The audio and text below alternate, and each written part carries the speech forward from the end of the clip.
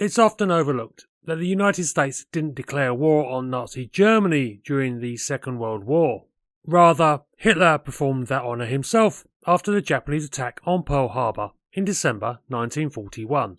This has been at times listed as one of the great historical blunders, with some discussions held on what may have been had Hitler not jumped the gun like this. Such speculation is essentially fiction, but it also overlooks one key fact. Even before the attack on Pearl Harbor, Hitler was actively thinking about how the Germans would wage war on the United States. Germany's declaration of war wasn't so much about supporting their distant Pacific ally.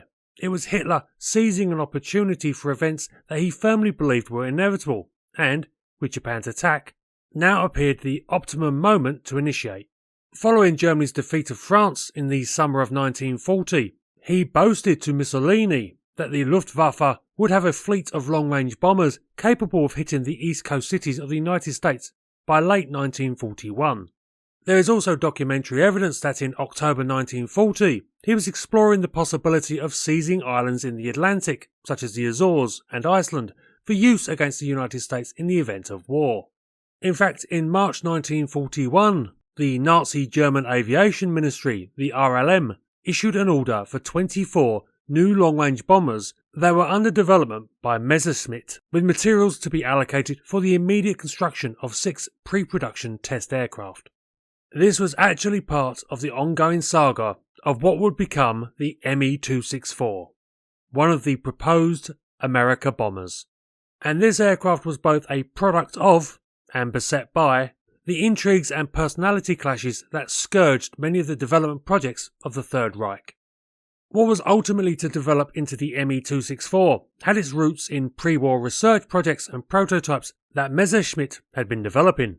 Amongst these were aircraft like the Me-261, which had been designed with the idea of flying the Olympic Flame from Germany to Japan without stopping, a distance of 5,870 miles. In fact, Willy Messerschmitt had been angling for contracts to build super long-range combat aircraft since at least 1937, when he had, with his usual sense of razzmatazz, shown Hitler a mock-up of a 4-engine long-range bomber. But though Messerschmitt had managed to win a huge number of critical contracts for supplying the Luftwaffe, he had also achieved the enmity of a particularly powerful enemy, Erhard Milch, who was Inspector General of the Luftwaffe and had become head of aircraft production in November 1941. Milch was not happy about Messerschmitt having so much Luftwaffe production and advocated strongly for restricting their involvement in the Amerika bomber project, arguing, correctly to be fair, that the company was at capacity already. It seems as well that the RLM, after their somewhat excitable order placement, started to take a more measured view, probably in light of data coming from the other German aero manufacturers involved in building a transatlantic bomber. Messerschmitt had been talking about his aircraft having 4 engines, a bomb load of 2,000 kilograms, and a range of 20,000 kilometers. The problem was the other builders, companies like Junkers, Heinkel and Dornier, who had years of experience building long-range designs already, said that this was completely impossible with the engines then available. In fact, they were all insisting that, for their Amerika bombers to work, they would need to have at least 6 engines or much more powerful power plants than then in service, and probably in-flight refueling. The inability to build engines powerful and reliable enough would ultimately doom the Amerika bomber project, but this was in the future, and Messerschmitt was never one to let an opportunity slide. So he proposed building a 6-engine Me-264 as well. He also, in mid-1941, promised that he would have the first prototype flying in a year, though he downgraded the aircraft's potential performance to being able to bomb only as far as the east coast of the United States. 2 promises that, if we are charitable, can be described as rather optimistic. The Japanese attack and Germany's declaration of war on the USA gave Messerschmitt another boost, and shortly after Pearl Harbor they laid out the various models that they proposed to build and the specifications. These were for various long-range and heavy bombers, a very long-range reconnaissance aircraft, and a transport, all equipped with either Humo 213 or DB603 engines. Proposed bomb loads were 8,400 kilograms with ranges of around 11,500 kilometers for the long-range aircraft and 14,000 kilograms and 8,000 kilometer range for the heavies.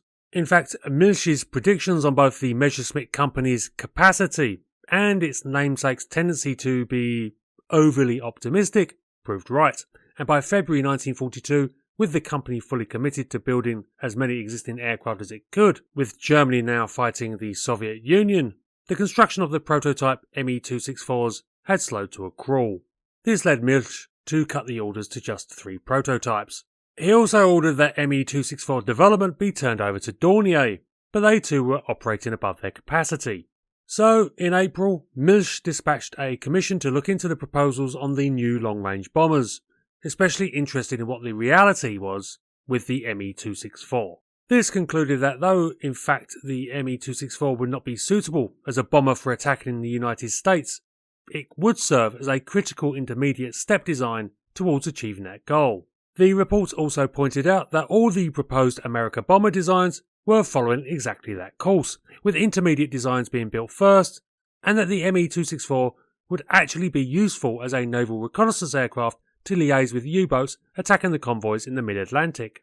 The Commission concluded that construction of the prototype Me-264s should proceed as quickly as possible. With this, work at Messerschmitt resumed, but delays carried on, though Messerschmitt continued to push an optimistic timeline, even telling Göring that he expected Me-264s to be available to begin bombing the continental United States by 1944.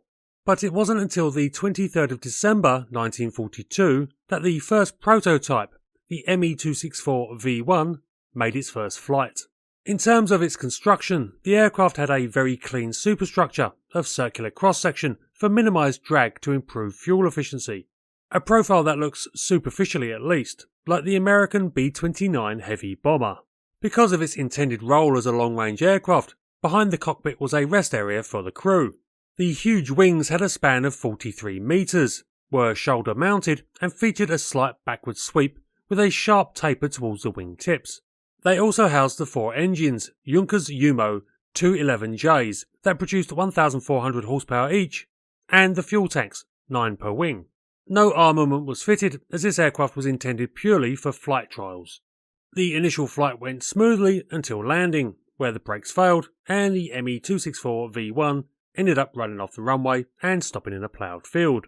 But the aircraft's flight characteristics, aside from some minor problems, were generally favourable, though the very heavy wing loading of the aircraft meant that even the highly experienced test pilots found the aircraft something of a challenge. As more flights were conducted with V1 throughout the beginning of 1943, additional issues did surface. Then in March, the left gear failed on landing, causing a failure in the other wheel struts and spinning the aircraft through 180 degrees on its belly. Quite impressively, the big aircraft held together comparatively well through this, but repairs required 2 months to complete, where the opportunity was taken to fit dummy gun turrets for when flight testing resumed. But things were once again turning against the Me-264, part of the pendulum of support that marked this aircraft's development. With the aircraft languishing in a hangar being repaired, Milch once again began expressing his doubts, particularly on where capacity to build such a large aircraft would be found. This was backed up by a senior official from the RLM who flew the repaired V1 in June. His report expressed issues mainly around the heating of the cockpit from the glazed nose, and advocated that effort should be focused on Focke-Wulf's proposed TA-400 6-engine design and on the existing Ju-290 and HE-177 designs. Milch then announced that production of the Me-264 was never going to happen, and that further development should stop, only for him to countermand this order on July 4th, when Hitler, at a meeting with Admiral Donitz, assured the commander of the German Navy that there would soon be Me-264s in service providing reconnaissance for his U-boats. Hitler had almost certainly been gotten to by Messerschmitt, part of the ever-evolving game of party politics that largely marked German armament policy at this stage of the war. But though Milch was thwarted, he still got the last word and decreed that only the 3 prototypes should be completed and used for testing and experimentation. Nothing daunted, Messerschmitt continued developing a range of options based on the Me-264, on top of the baseline design, some of which were proposals to build a variant with jet engines. I mean, sure, why not? As it was, the Me-264 V1 finally received the more powerful BMW 801 radial engines that were now considered to be the most likely fit for any production variant, and which produced 1,700 horsepower on takeoff. Certainly the interest in the Amerika bomber was still pretty lively, with the Japanese in August 1943 informing Berlin that, should the Me-264 be capable of attacking the continental United States, then they would offer all available assistance to the project. With Messerschmitt seeming to be getting ahead of himself once again, Milch had to step in and, at an official meeting later that month, spelled out that he believed Messerschmitt should devote all their efforts into development and construction of the new Me-262 jet fighters. As it was, Milch was once again correct on Messerschmitt being overstretched, and the aircraft was still undergoing re-engining when it suffered damage from an air raid by the United States Army Air Force on the 18th of March 1944.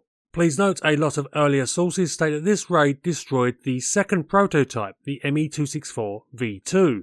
But according to the aviation historian Robert Forsyth, who I'm inclined to believe, this was not the case, and the damage was comparatively minor and on the V1. Regardless, flight testing ultimately resumed on the 16th of April 1944.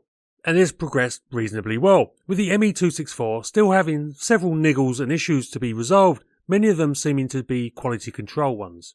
Considering the circumstances that Germany was in at the time, in the face of mounting pressures, this was understandable, but the Me-264 had got into the position that when it was flown by the new head of development at the RLM, he stated that he thought that the aircraft, quote, could be bought straight off the peg.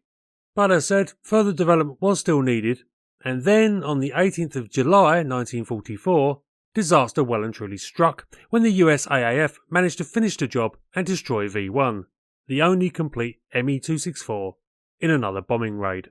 Now, you would think that this, finally, would be the end of the saga, but that underestimates both Messerschmitt's and Hitler's infatuation with the concept. 3 weeks after the prototype's destruction, with practically nothing physical to show for all the years of effort, Hitler ordered on the 5th of August that the fastest possible production of the Me-264 be made. This appears to have led to the Henschel company receiving orders to build Me-264s, but they too had more than enough on their plate and seemed to have rather practically ignored the idea. The fact that Hitler, even after the loss of the French air bases that would have been needed for the Me-264s to operate from, was ordering their production shows how delusional the Amerika bomber had become. In September, Admiral Dönitz was able to talk Hitler out of the idea, but it wasn't until the 18th of October 1944 that Göring sent an unequivocal message to Messerschmitt ordering them to stop work on the remaining 2 prototypes. Truly, there can be few aircraft programs that have such a convoluted history. In terms of projected armament and performance, well, that literally bounced all over the place as different ideas and concepts were dreamed up. Initial conceptions were for the Me-264 to have a single 20mm cannon in the tail and 2 twin 13mm machine guns in dorsal barbettes, all remotely controlled by the gunners. But by the time of the V1's destruction, this was being reconsidered to possibly being 30mm cannon in all stations. To be fair, people could say whatever they liked when it was basically just a pipe dream anyway. Bomb load, if the aircraft had managed to get into production with the BMW 801s, was expected to be 3,000 kilograms and a top speed of 340 miles per hour. But again, all sorts of projections were made. In fact, the histories of the Me-264 and the Boeing B-29 give a stark contrast between both the management and production capability differences of the Third Reich and the United States during the Second World War. Both countries recognised the potential use of long-range bombers at around the same time, and in fact the B-29 prototype first flew in September 1942, just 3 months before the Me-264 V1. But from that point, the sheer capacity of American industry, and an admittedly different operational philosophy and prioritisation of the subject, was really demonstrated. Because by the time the V1 was destroyed in July 1944, and the Me-264's future still yo-yoing about, the B-29 was already being used large scale on operations. Hope you found this video interesting. If so, please share with others and maybe drop a like. Have a good one, and I'll catch you next time.